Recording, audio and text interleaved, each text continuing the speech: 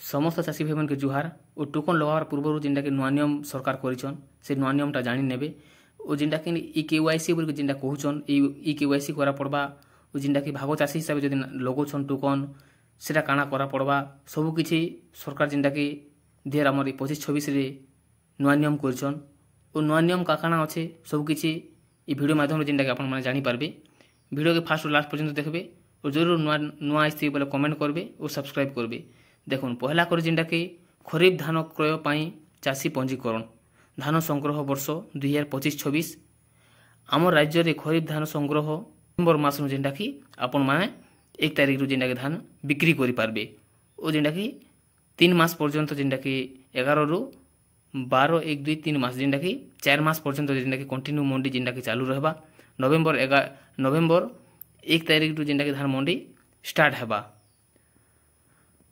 एही अवधि मध्य प्रत्येक जिल्ला रे फसल अमल समय को दृष्टि रखी खरीफ धान क्रय कार्य संपादन करा जिवो।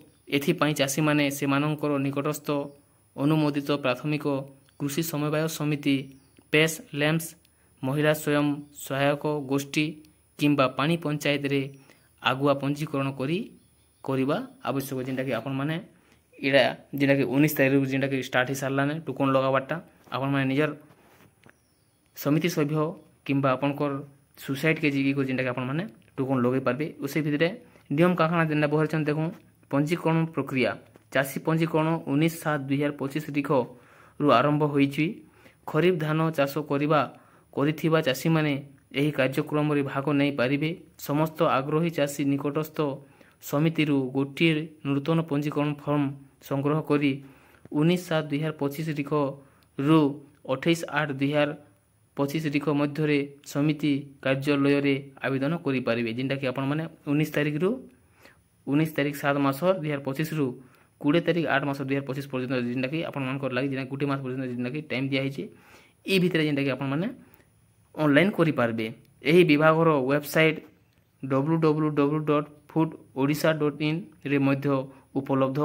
नुआ फॉर्म रे समस्त व्यक्तिगत तथा सह धान चाष होइथिबा जमीर विशेष विवरणी देबाकू हेबो। जिनटा कि आपण माने का धान बिगुछन सब के जिने देबे। आवश्यकीय कागज पत्र पंजीकरण पाई इच्छुक चाषी माने सेमानंक पंजीकरण फॉर्म सहित निम्नलिखित कागज पत्र तथ्यर नकल दाखल करिबा आवश्यक। आधार कार्ड मोबाइल नंबर अधिकार अभिलेखा खतियान जमी मालिकों सह सहमति पत्र भाग चाषी रेकर्डधारी ठारू सहमति पत्र जिनटा कि आपण माने टोकन लगावा पूर्व ई जिन 4टा जिनिस 5टा जिनिस जिन पड़ुछि आपण मानके जिनटा कि Aadhaar card mobile number bank passbook आर कॉपी बा जमी पटा इरा जिनटा कि सहमति जाननारे आपण मान लगाबे सर जिनटा कि दरकार। और चाषी पंजीकरण समय रे आधार भित्तिक ई केवाईसी जरूरी अटे।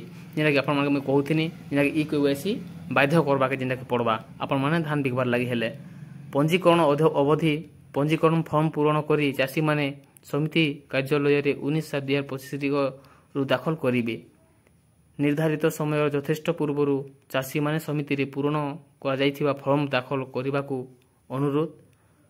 खरीफ धान संग्रह संक्रांत रे केउ मास ओ पक्षरे धान विक्रय करिवे ताहा पंजीकरण फॉर्म रे उल्लेख करिवे।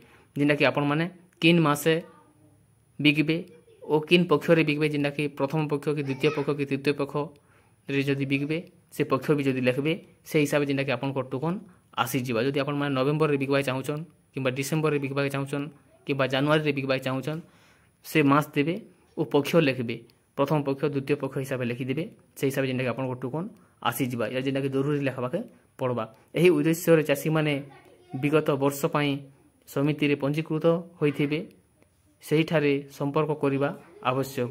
जेना कि आपण माने जानि पाउछन। एबे देखमा चाषी माने शेष तारिख रु अपेक्षा न करी शीघ्र पंजीकरण पाई समिति रे अनुमोदित फॉर्म रे दरखास्त दाखल करिबाकू अनुरोध। आपण माने अपेक्षा नै करी अति शीघ्र आपण मान जे करी टोकन लगे देबे।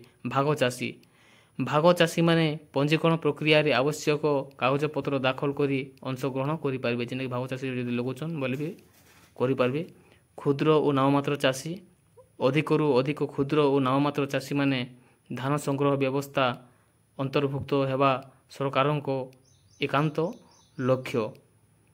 ସମିତିର ଦାୟିତ୍ୱ ଧାନ ବିକ୍ରୟ ପାଇଁ ଇଚ୍ଛୁକ ଥିବା ସମସ୍ତ ଚାଷୀମାନଙ୍କୁ ନୂତନ ପଞ୍ଜୀକରଣ ଫର୍ମ ପ୍ରଦାନ କରିବେ, ଯେନ୍ଟାକି ଆପଣମାନଙ୍କର ଲାଗେ, ଯେନ୍ଟାକି ସମିତି ସଭ୍ୟରୁ ନୂଆ ଫର୍ମ ଦେବେ ଓ ସମିତି କର୍ମକର୍ତ୍ତା ପଞ୍ଜୀକରଣ ଫର୍ମରେ ଥିବା ତଥ୍ୟକୁ 19/2025ରୁ 25/8/2025 ତାରିଖ ମଧ୍ୟରେ ତାଙ୍କର ଲଗ୍ଇନ୍ରେ ଡିଜିଟାଲ କରିବେ। ଧାନ ବିକ୍ରୟ ଉଦ୍ଦେଶ୍ୟରେ ଚାଷ ଅନୁପଯୋଗୀ ଜମି ବା ଅଣଧାନ ଚାଷ ହୋଇଥିବା ଜମିକୁ ପଞ୍ଜୀକୃତ କରିବେ ନାହିଁ। ଯେନ୍ଟାକି ଆପଣମାନେ ଯେନ୍ ଜାଗାରେ ଧାନ ଚାଷ ନେଇ ହେବାର ସେ ଜାଗାରେ ଯଦି ଆପଣମାନେ ଟୋକନ୍ ଲଗାଉଛନ୍ ଯେନ୍ଟାକି କଟିଯାଇପାରେ।